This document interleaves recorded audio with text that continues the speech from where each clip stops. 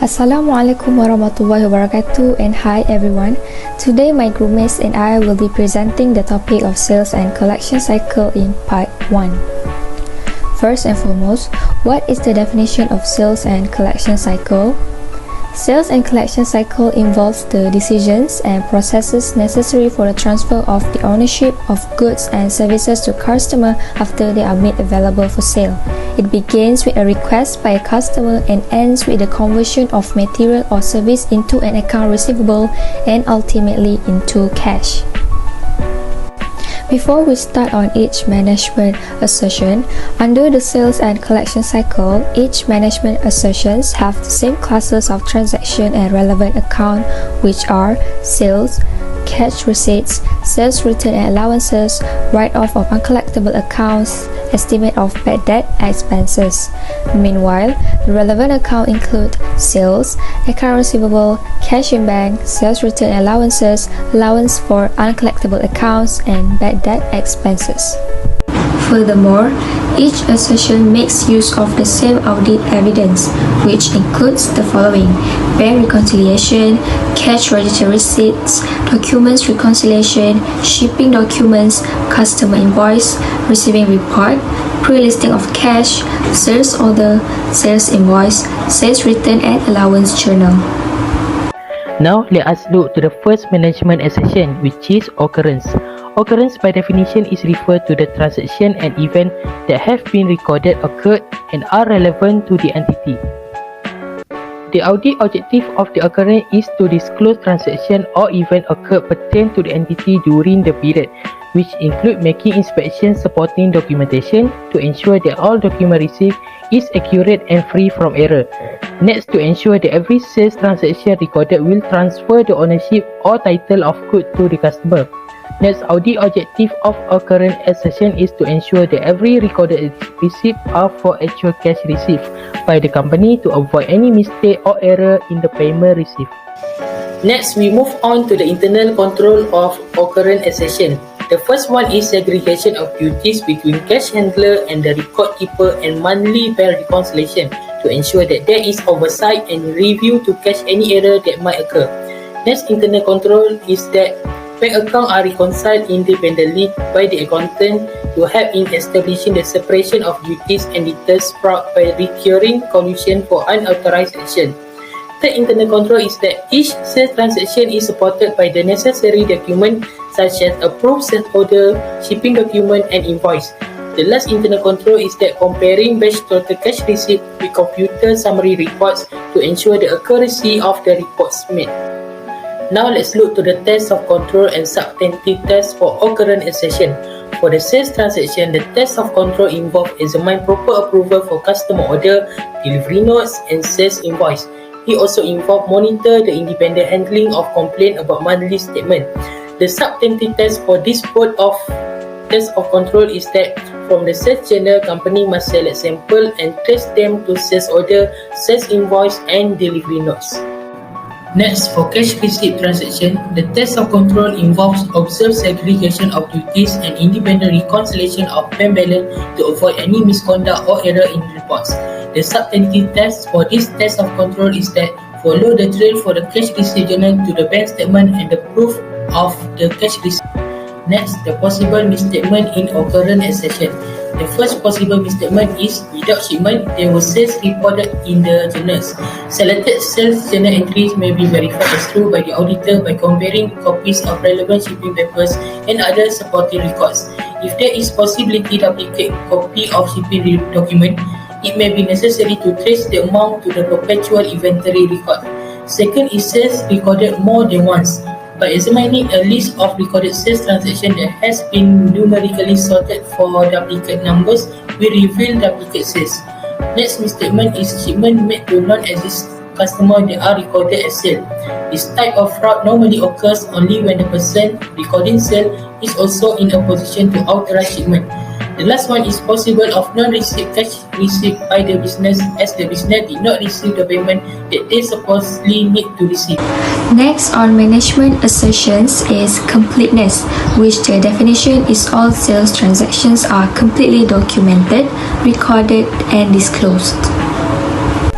The objective of this assertion is to make sure there are no unrecorded events or undisclosed items of sale, which concludes completeness of sequence of documents, sequential numbering for voluminous documents, review of past year and items, and reconciliation to control accounts. Moving on to internal control. Internal control is methods, standards, procedures for ensuring the entireness of sales and collection cycle are recorded. These are examples of internal control under assertion of completeness. The first one is checks are restrictively endorsed. Statements are sent to customers each month. Pre-number shipping documents are accounted for regularly. The entire amount of cash received in a batch is compared to the computer summary reports. Batch total of quantities shipped are compared with quantities built, and pre-listing of cash received is prepared. There are a variety of control tests that can be used to evaluate the effectiveness of internal controls. The tests of control are keep track of the order in which shipping documents are delivered, examine file of batch totals for initials of data control clerk.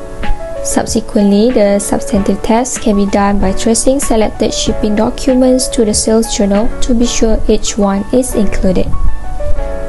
In addition, other tests of control are trace pre-listing of cash receipts, trace endorsement of incoming checks, and check to see if monthly statements are being sent. Afterward, the substantive tests are testing for names, amounts, and dates by pre-listing cash receipts and tracing amount to the cash receipt diary, including compare the pre-listing to the deposit slip that was duplicated. Lastly, there are few possible misstatements in this assertion. Some of them are sales and account receivable understatement or overstatement. Account receivable that are uncollectible have not been disclosed.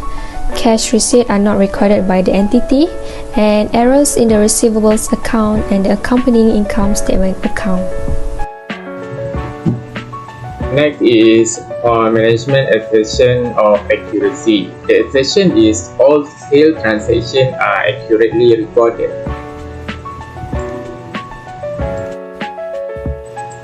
So we continue on our audit objective, which is recorded revenue according to accurate amount presented in the sale invoice in the term of quantity, price, and the total amount of revenue. Next, we continue with our internal control. The purpose of internal control is to ensure that all valid transactions are accurate and consistent. The example of key control for company, the first one is revenue must be supported by authorized shipping document and approved sale order. The second one is batch of total quantity shipped compared with the total quantity billed. And the third one is price of sale order are based on the price list of master file approved price.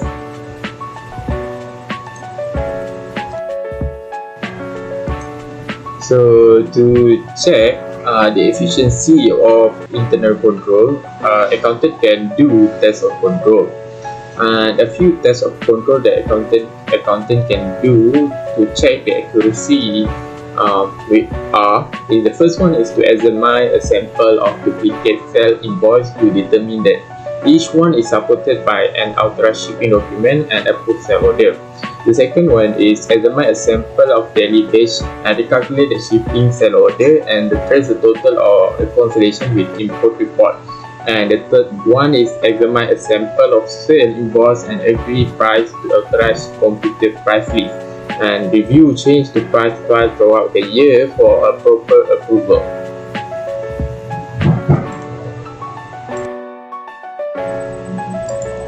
So, to have evidence for this assertion, accountant need to do substantive tests.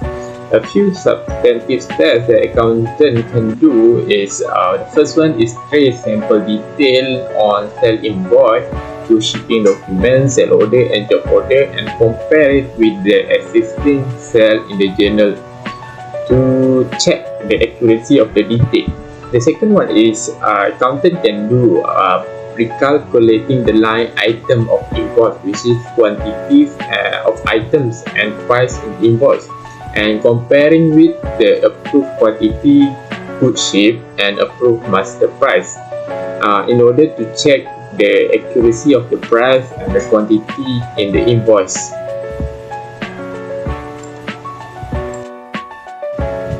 We continue with possible misstatement. There are a few possible misstatements, which are the first one is overstatement or understatement of company revenue or sale.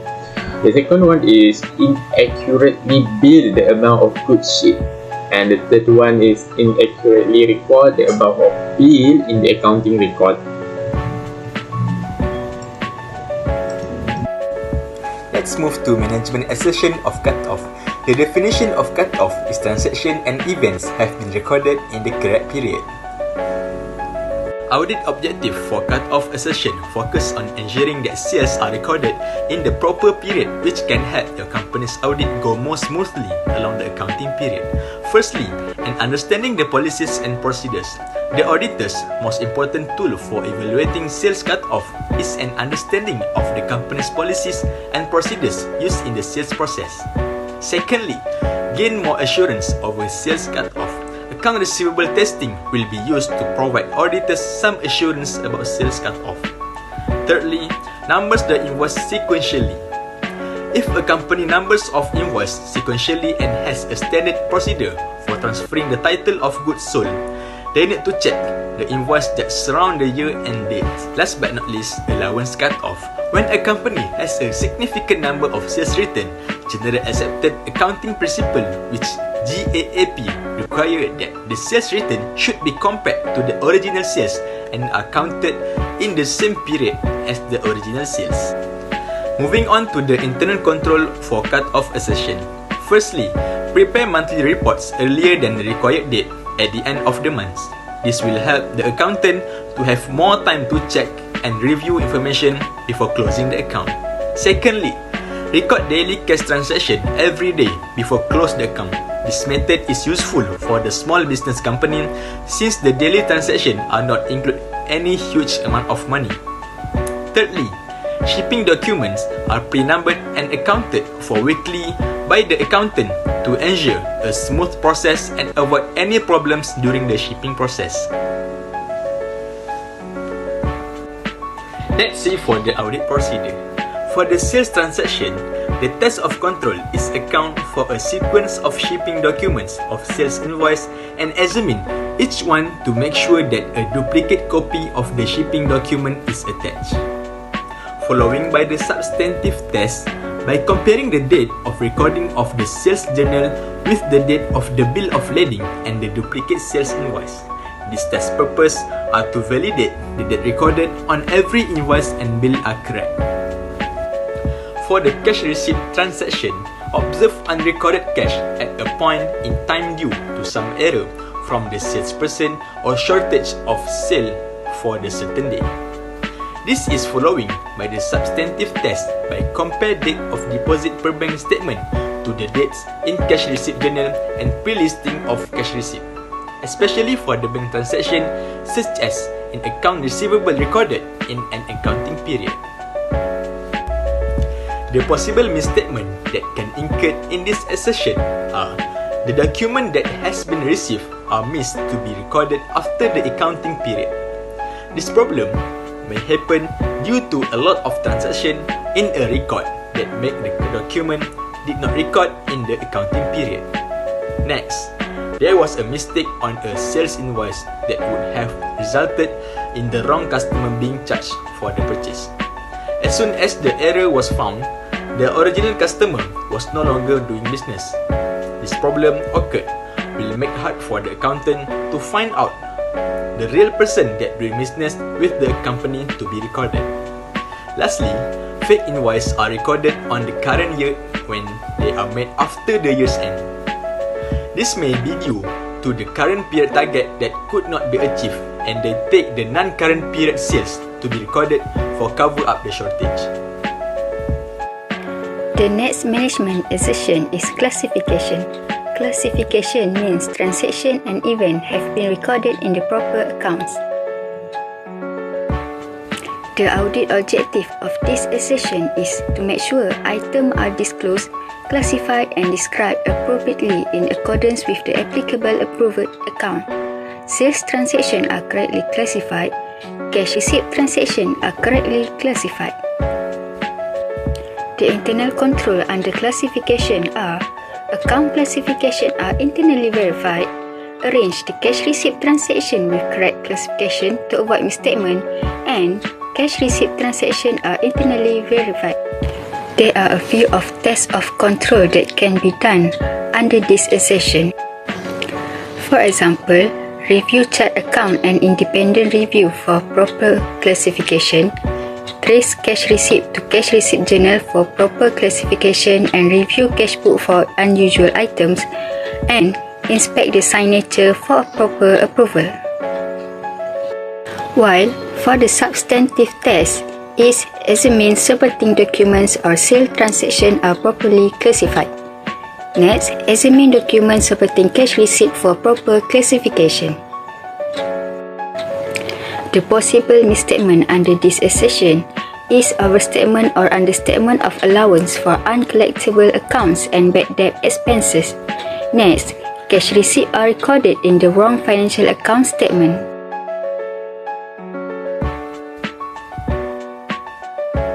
In this part 2, my groupmates and I will be presenting the case study from question 5 February 2022 regarding the internal control system by Royal Vector Syndrome Berhad. The result of our findings as follows. The first possible internal control weakness is the shipping documents are given to the storage and logistics department clerk, and the same clerk will create and issue job order in the system. This allows the same clerk to perform both functions, which increase the risk of a person adjusting the records for personal gain. To overcome this, another employee in the storage and logistics department should be provided the shipping document. The shipping documents are then handed over to the clerk, who will create a job order in the system. For the next possible internal control weakness is the procedures on credit collection activities are prone to the calls made by personnel of the department to the client as reminders. This is because humans are not robots. Employee may neglect to call client to remind them of their bills. Furthermore, some clients are likely to be overlooked by mistake. In order to encounter this, they should use a computerized system for their credit collection cycle to ensure clients will be reminded to pay their debt on a regular basis, and there will not be any client get left out. The next possible internal control weakness is client will submit the application form together with a copy of their personal identity card or company registration detail for credit facility approval. There are no extra supporting documents required upon submission.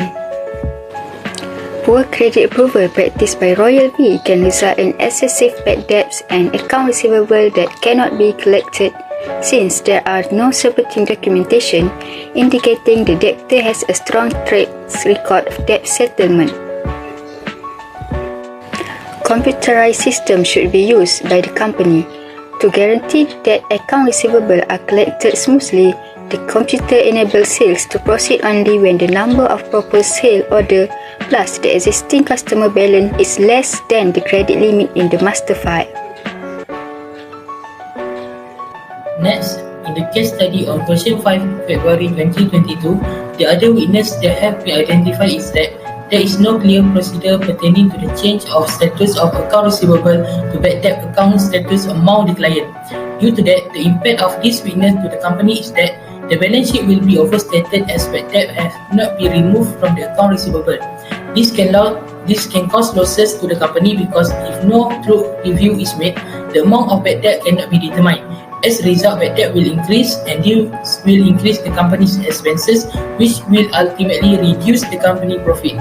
The suggestion to rectify the weakness is that the accountant should provide a document that contain all the evidence or reason for any changes of status of account receivable to bad debt account. So there is no misrecorded transaction occur and can avoid any misunderstanding among the client regarding their debt to the company. So we continue with another possible internal control weakness, which is upon the receiving of the job order, immediately the clerk of billing department will then create sell invoice based on the respective job order. So the impact of the weakness to the company is there is a possibility of misstatement in the detail of job order, such as error in quantity and or error in price, or maybe wrong customer detail, and this will result to the error on company sale or revenue. So the suggestion to rectify the weakness is company may appoint clerk to review the document before issuing the sale invoice to avoid any inaccuracy of recording company sale or revenue.